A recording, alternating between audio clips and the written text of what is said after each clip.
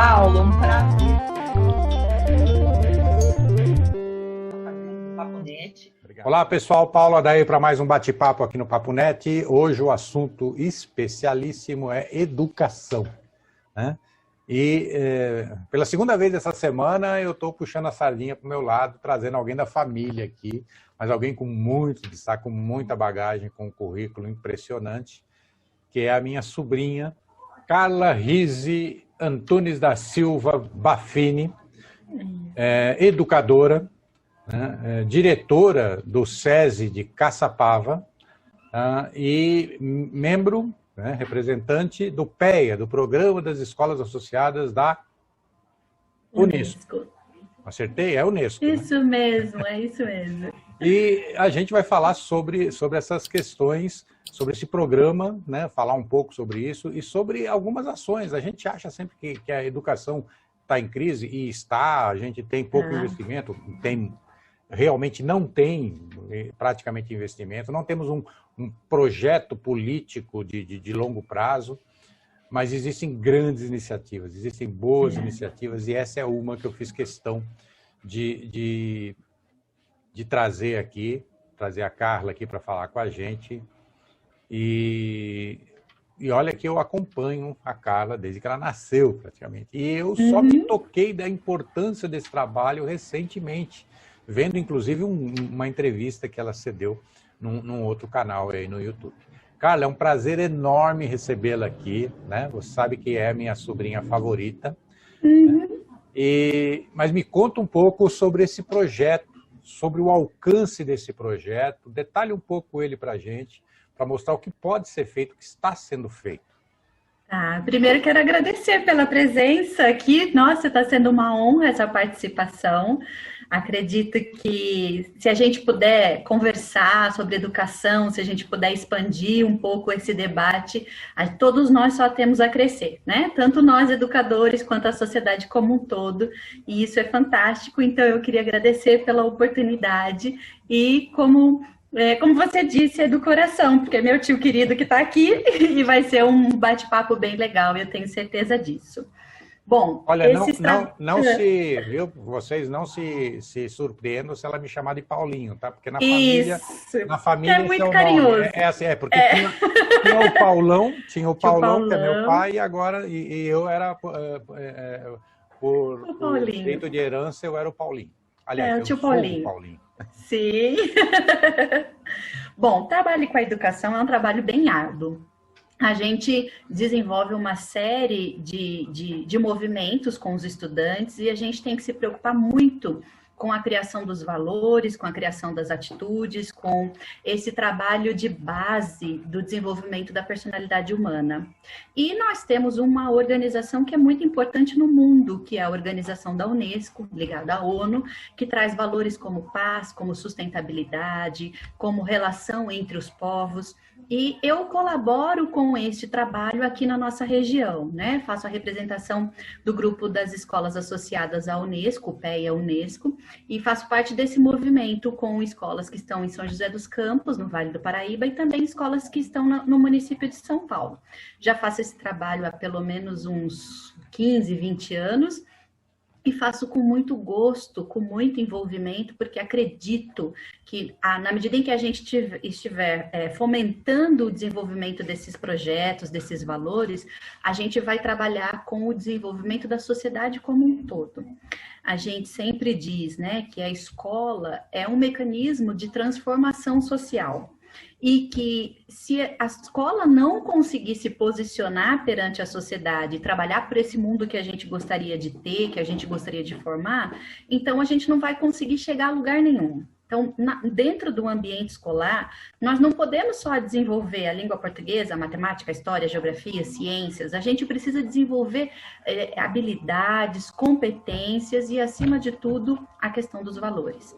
Então, a Unesco traz todos esses valores para nós todos os anos e ela vai fazendo isso através de propostas com projetos, com participação em concursos, em debates. Ela vai fomentando todas essas vertentes para que isso tudo fique vivo dentro da escola. E é esse movimento que eu faço nesse apoio junto ao desenvolvimento dessas escolas em questão. Existem outros representantes que fazem o mesmo trabalho que eu, o mesmo desenvolvimento que eu, e a gente vai formando essa rede colaborativa, a gente vai criando esse grande emaranhado entre escolas públicas e particulares no Brasil todo e também no mundo afora, porque o PEA Unesco ele está presente nos 5 continentes do nosso planeta. Então, não a gente faz essa... escolas públicas, então? Não.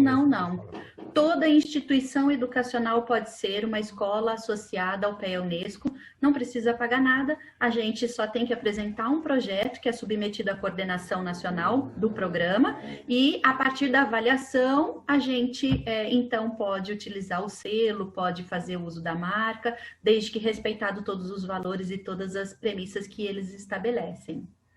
E é uma marca muito importante também para a instituição educacional, né? Porque agrega valor, agrega significado, trabalha com essa questão da própria identidade que a instituição tem, né? Com esse corpo que ela desenvolve.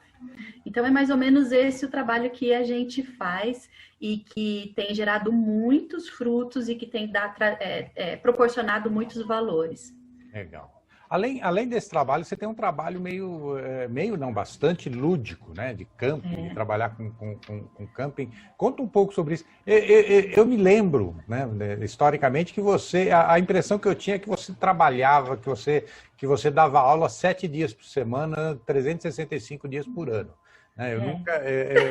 teve uma época que você tinha 3 empregos e ainda nos finais de semana ia para o camping.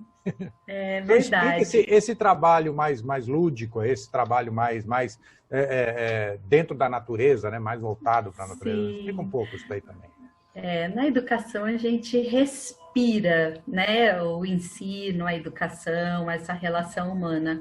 Então, é vivido 24 horas por dia, 7 dias por semana, e a entrega realmente acontece a todo instante.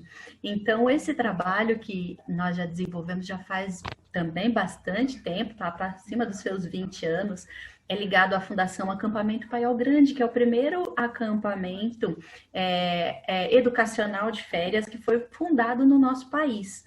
E ele tem todo um movimento e uma filosofia do educar brincando, do aprender pela brincadeira.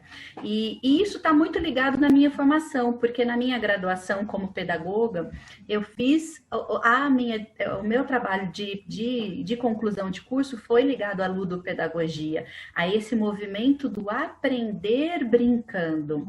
Então, nós desenvolvemos lá dentro do acampamento todo um trabalho também muito próximo do que se desenvolve na Unesco, porque está tudo muito correlacionado a essa criação de valores e a essa sociedade que a gente quer plantar. Então, se nós queremos uma sociedade mais humana, mais justa, mais fraterna, a gente precisa trabalhar com que essa sociedade seja construída. Ela não vai brotar do nada, né? Então, a gente precisa educar pelo exemplo. A gente precisa mostrar que existem outras perspectivas. E esse movimento acontece com diferentes classes sociais, acontece com diferentes públicos, por diferentes culturas e de diferentes formas. Então, o acampamento é um trabalho que me encanta muito, porque a gente ensina através da vivência. Mais uma vez, a gente sai daquele corpo do ensino tradicional dentro de sala de aula, formal, né, entre professor e estudante, cada um cumprindo o seu papel. Nas relações humanas, no próprio momento da refeição, por exemplo, onde um serve o outro, onde um aguarda que o outro se sirva para poder começar a refeição, onde a gente traz debates e conversas saudáveis para um momento coletivo. Então, promover uma sociedade que está faltando um pouquinho a gente encontrar, né? Hoje a gente percebe as nossas famílias com diferentes núcleos familiares, e isso não é problema para ninguém, muito pelo contrário, mas a gente percebe a constituição das casas até mesmo formado num formato de tocas. Então, se a gente pensar bem, as nossas casas hoje elas têm ali a sala, onde geralmente tem uma televisão, e tem todas as cadeiras, os sofás ou as cadeiras que existem ali, as poltronas, voltadas para aquele objeto que é a televisão. E as pessoas não estão ali para conversar, as pessoas estão ali para absorver o que a televisão traz, né? E o que as pessoas fazem? As pessoas transformaram estas casas em pontos de passagem. Então, eu preciso passar pela cozinha e pela sala para chegar até a minha toca, que é o meu quarto. E o quarto, geralmente, se transformou num lugar completamente equipado. Então, é lá onde eu tenho meu computador, é lá onde eu tenho as minhas coisas, é ali que eu me intoco. E na passagem da entrada e para a saída do meu quarto, eu encontro com outras pessoas que são a minha família. Então, cada um passa na cozinha, por exemplo, e esquenta o seu alimento na hora que pode passar. Vai para o micro-ondas, esquenta rapidinho e vai para a sua toca. E não há um encontro. Então, a gente precisa fazer com que as famílias promovam esse encontro, com que as famílias conversem sobre as relações, conversem sobre as dificuldades, que as pessoas até troquem, por exemplo, leituras que têm feito, situações que tenham vivido. E esse movimento a gente hoje não encontra mais, né? Então, quando a gente leva o estudante para o acampamento, a gente possibilita essa convivência, esse viver junto, que é o conviver. E ali a gente vai trabalhar as nossas dificuldades, as nossas angústias, os nossos medos, as nossas mágoas.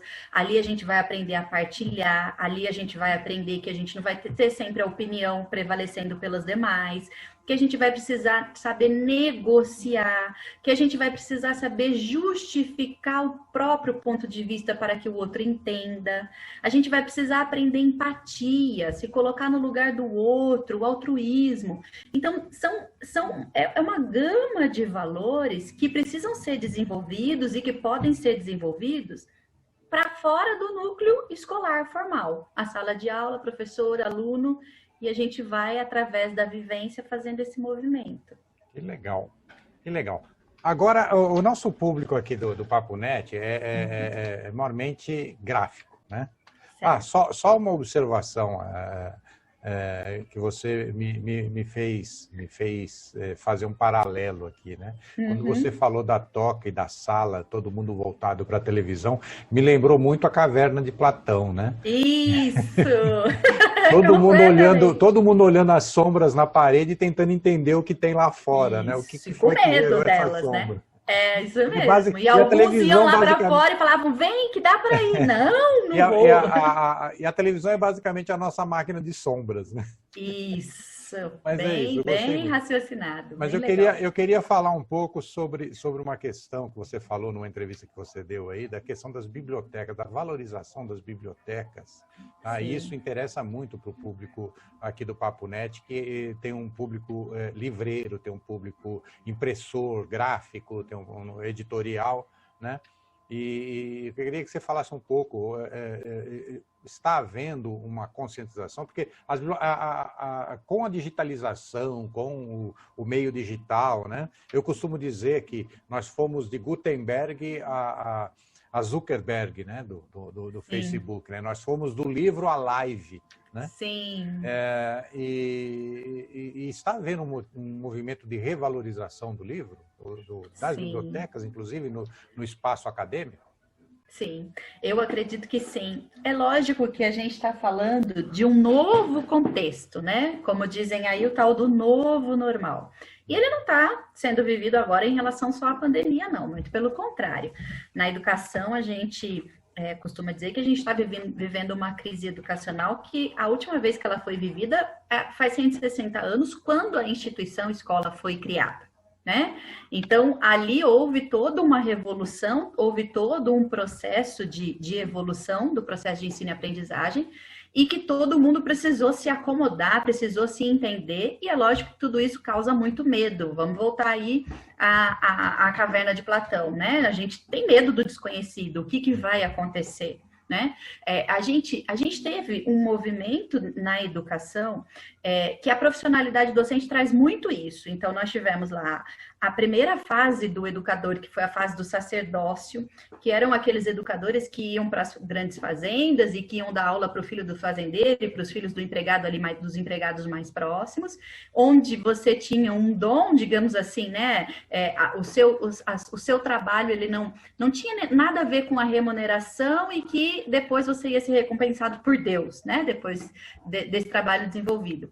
Aí nós passamos por um grande período de ofício. Então, assim, nós passamos pelo período do movimento Educação para Todos aqui no nosso país. Esse movimento, ele é um movimento amplo para a democratização do ensino.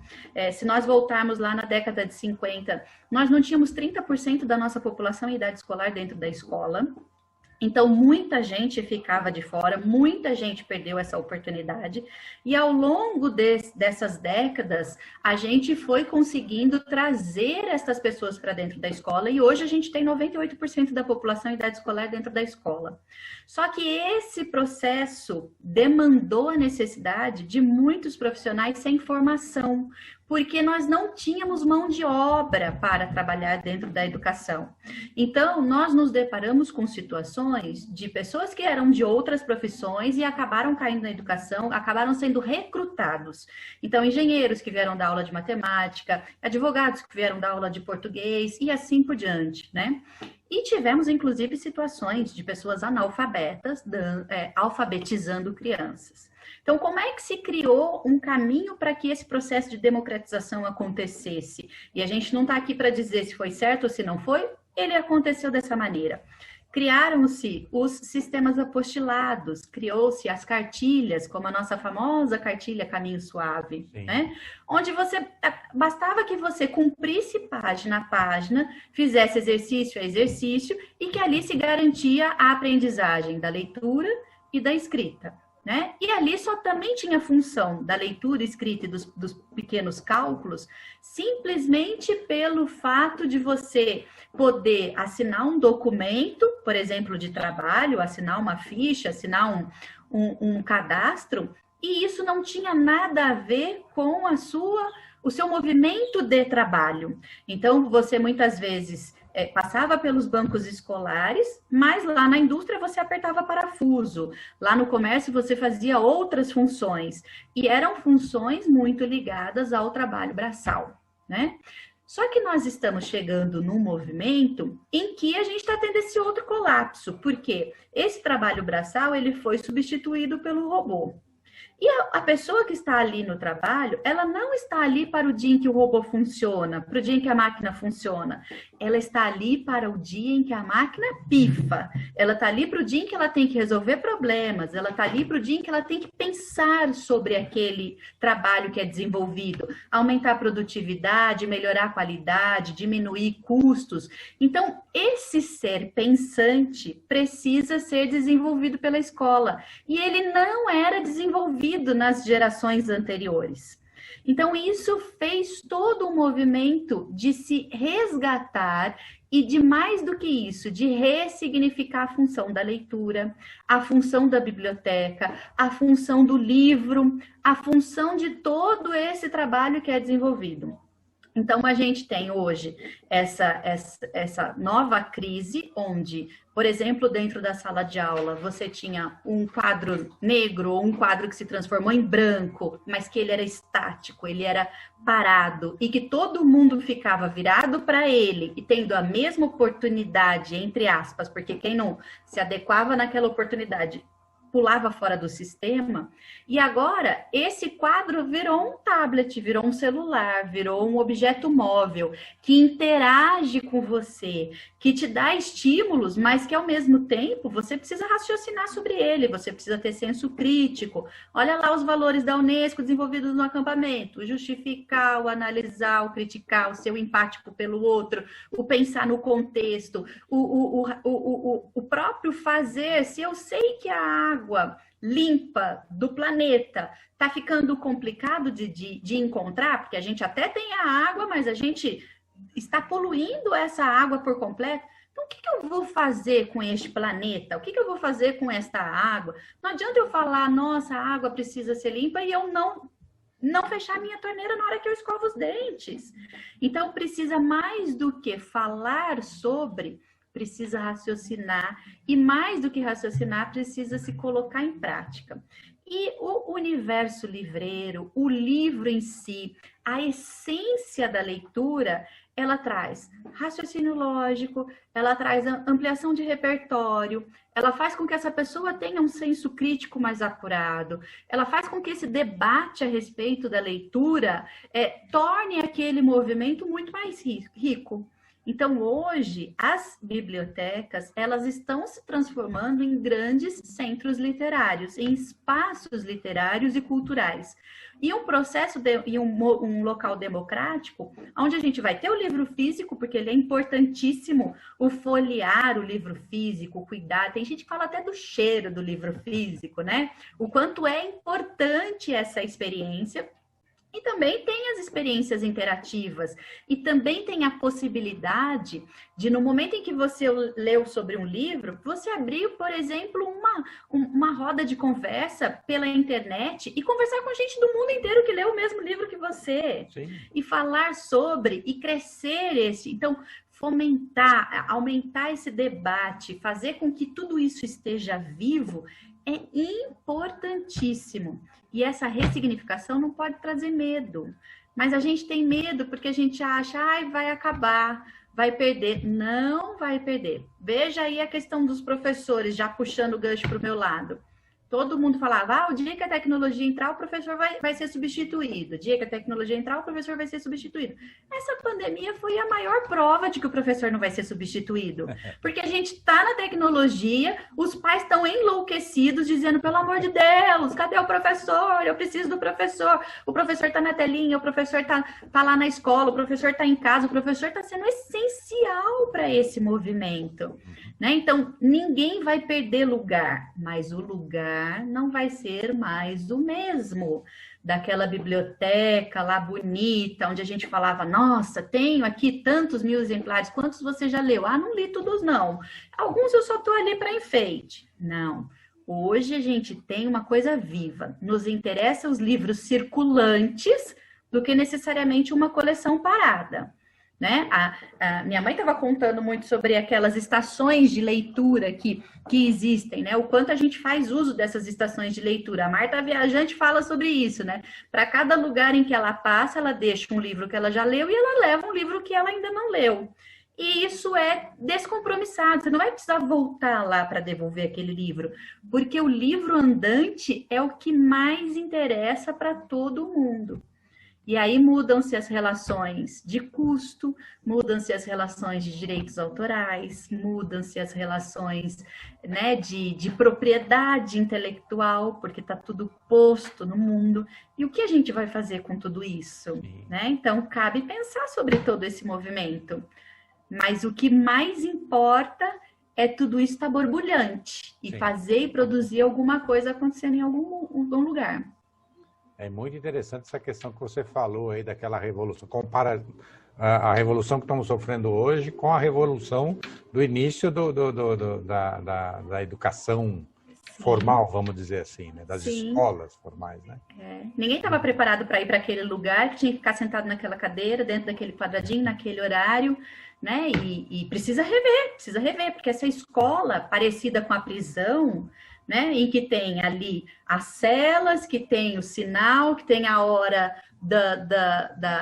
do banho de sol, né, a hora da refeição, fecha o quadradinho, muda de estação. Não, hoje a gente vive um mundo contextualizado, a gente vive um mundo VUCA, né? Ele é volátil, ele é ambíguo, ele é urgente e ele está aí. A gente precisa pensar nesse mundo que está aí. E o nosso estudante, ele precisa aprender raciocinando sobre tudo isso. Foi-se o tempo em que o professor dizia, olha, não se preocupa em entender para que você vai usar essa fórmula, não. Só decora a fórmula e faz a prova. Não, hoje eu só vou usar uma fórmula para resolver algum problema real. Sim. Então, qual é o problema real que precisa ser desenvolvido? E eu vou ter que estudar essa fórmula para que na hora que eu me depare com esse problema real, eu tenha mecanismos para poder resolver. Então, Então, tudo tem função, né? Então, mudaram-se as relações, mudou-se toda essa estrutura e o protagonismo do estudante está muito ligado nisso, né? É um privilégio viver esse momento, né? É fantástico. Tá eu fico assim animadíssima. Carla, foi maravilhoso aqui o nosso bate-papo, mas infelizmente nosso tempo acabou.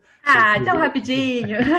Mas vamos falar mais, vamos marcar outros bate-papos aí, volta aqui para gente conversar mais, né? Aliás, a gente tem essa facilidade de se falar, né?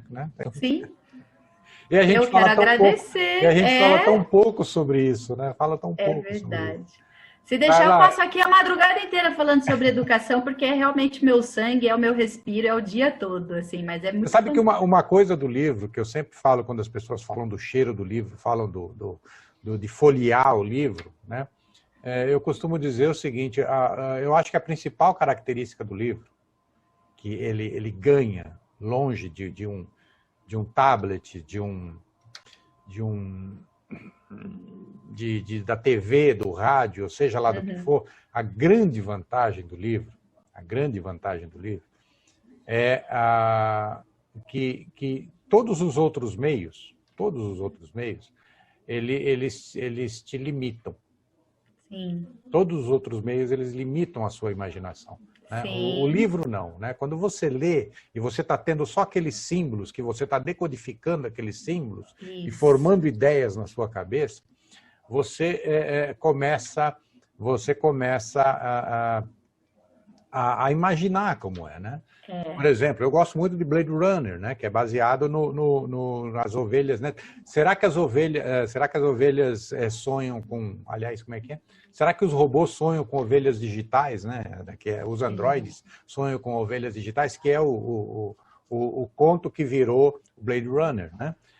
E, do Philip Dick. E quando você lê o livro do Philip Dick, você imagina algo totalmente diferente do que foi feito no livro, né? No filme, né? No filme com Harrison Ford. Então, e isso para tudo, né? Eu me lembro de Senhor dos Anéis, né? Eu gosto muito de ficção. Eu me lembro de Senhor dos Anéis em 82, quando eu conheci Senhor dos Anéis, que a gente falava, e nós éramos uma roda de técnicos, engenheiros que trabalhavam numa empresa de tecnologia, uma empresa de computadores, e a gente falava nunca que vai ter tecnologia para filmar isso que está nesse livro, porque o livro era muito denso, exigia muita imaginação. Aliás, o livro todo, né, de Tolkien, ele é um exercício de imaginação, é uma revolução no exercício de imaginação fantástico, né, Isso só para dar alguns exemplos. Então, o livro, para mim, ele é um libertador da imaginação, né? Ele permite que você imagine, né? A pessoa, com certeza, escreveu com imagens muito diferentes do que cada leitor faz do livro, né? Por mais que ele detalhe o livro, por mais que ele tenha, né? Por mais que ele faça aqueles detalhamentos, né? Tem alguns autores que fazem detalhamentos sensacionais, né? Conseguem criar imagens na cabeça da gente, mas mesmo assim, a imagem que eu criei é diferente da que você cria. É diferente. Então, e quando a gente chega no filme, a gente se frustra. Não é? Porque a gente raciocinou, a gente imaginou uma coisa. Alguns até ficam num nível satisfatório, né? Mas a gente sempre, para quem lê o livro, sempre fala, nossa, mas... E aquela cena, né? Você lembra daquela cena que cortaram no filme, né? Você pega os amantes de Harry Potter, por exemplo, o quanto eles se decepcionam com os filmes que foram produzidos. Porque, cada filme, exatamente. Né? Então, são obras que foram feitas com tantos detalhes e com tanta imaginação. Mexeu com o imaginário de tanta gente. Não dá para fazer um livro de 300, 400 páginas em 2 horas de filme, né? Não dá para fazer. O próprio Senhor dos Anéis, ele foi filmado, o livro foi filmado em 6 horas de filme, de uma vez só, num ano só. Eles fizeram uma única produção, depois quebraram ele em 3 capítulos, fizeram 3 capítulos. Né? Porque não dava para fazer a história toda em 2 horas, eles tiveram que fazer 6 horas de filme. A história virou 6 horas, né? E a gente nem percebe, a gente vai lá, assiste o filme e vê que é uma história, depois é outra história, mas é uma história só, aquilo tudo lá é uma história só. Mas é isso aí, Carla, foi um prazer falar com você. Eu gostaria que você deixasse suas considerações finais aí para os nossos seguidores. Muito obrigado, tá? E eu espero vê-la aqui de novo, logo. Tá, joia, eu quero agradecer. Para mim foi muito gostoso esse papo. Espero ter plantado aí alguma sementinha da educação e convido todo mundo que quiser fazer parte dessa transformação social que é a educação, que venha com muito gosto, com muito envolvimento, porque a gente está precisando de pessoas que estejam envolvidas e que queiram fazer essa transformação com a gente. E muito obrigada pelo espaço, pela oportunidade aqui. Foi maravilhoso. Obrigado. Eu que agradeço, Carla. Pessoal, essa foi Carla, vou chamar só de Carla Rizzi, porque eu não vou acertar o nome completo. Olha que eu conheço ela há um tempão. É que é nome de princesa, é grande. É nome de princesa. Carla Rizzi Antunes da Silva Bafini. Silva Bafini, isso. O Silva. Agora eu fiquei na dúvida do Silva, mas é Bafini. O Bafini eu lembrei. Tá? E pedagoga, uma workaholic, né? Ou schoolaholic, né? Talvez. Né? E se vocês gostaram, curtam aí, deem seu like, deem seu dislike se viram alguma coisa que a gente pode melhorar, digam aí o que foi, comentem, façam sugestões. Se acharam o conteúdo interessante, compartilhem. Não se esqueçam de se inscrever, se ainda não o fizeram, se inscrever no nosso canal, ative as notificações para serem avisados das próximas atividades aqui no Papo Net. E como eu sempre digo no final de cada episódio, de cada bate-papo, né? Somos uma sociedade colaborativa. A humanidade é colaborativa, né? O fruto dessa colaboração é a civilização. Criamos a civilização trabalhando em conjunto, caçando mamutes em equipe. Começamos a construir aldeias, cidades, estados, países, impérios, sempre colaborando uns com os outros. E pela primeira vez na história da humanidade, temos a tecnologia para complementar essa colaboração, sem nos preocuparmos com limitações como isolamento social, distanciamento pessoal, fronteiras ou até mesmo idiomas. Então, utilize as novas tecnologias para colaborar ainda mais e construir uma sociedade ainda melhor. Obrigado e até o próximo bate-papo.